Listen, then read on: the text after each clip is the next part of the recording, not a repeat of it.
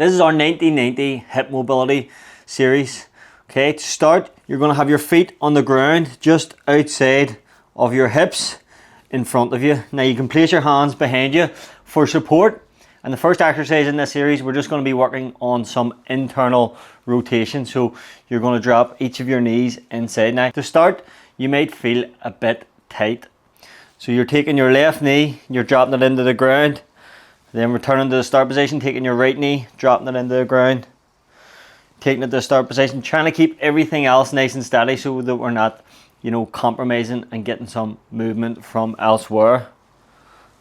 So you're going to do between 5 to 10 just internal rotation drops.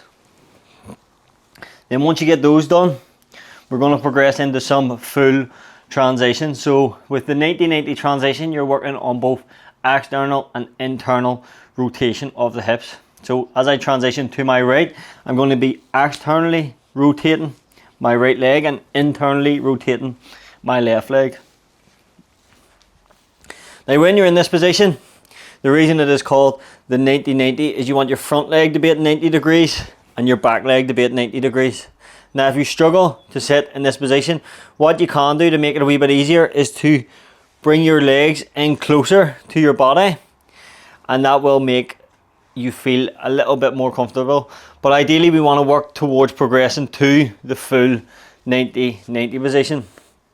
Now with the transitions, what we're going to do is we are going to open up with our back knee.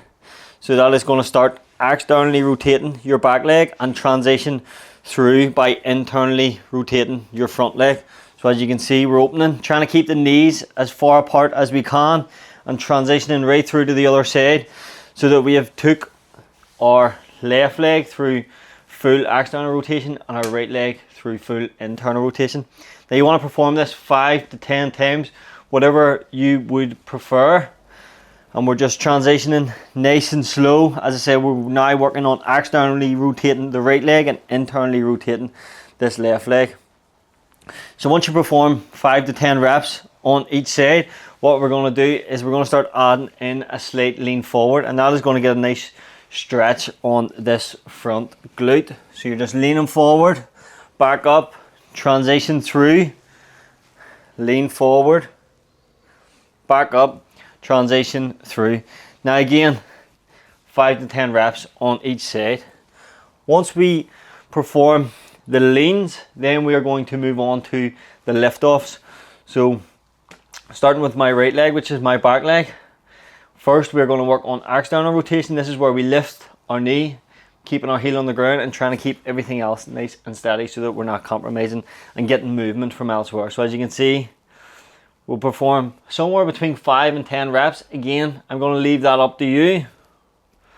Once we get those done, then we're going to perform internal rotation. Again, it's important that we stay nice and still everywhere else, and all of the movement is coming from the hip. So to internally rotate, we're lifting our heel.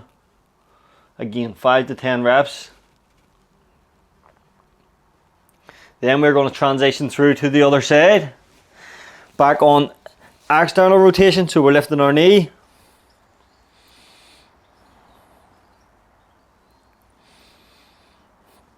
And then we're going to perform internal rotation by lifting the heel.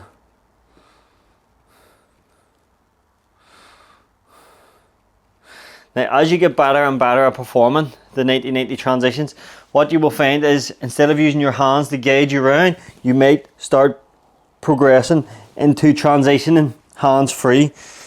This is a very, very good sign of hip mobility and all around kind of core strength to keep yourself in this position.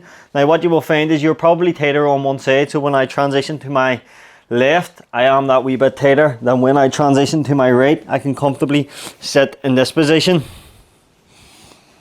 But again, that's going to give you something to work on and progress towards. After the lift offs, then you can perform holds.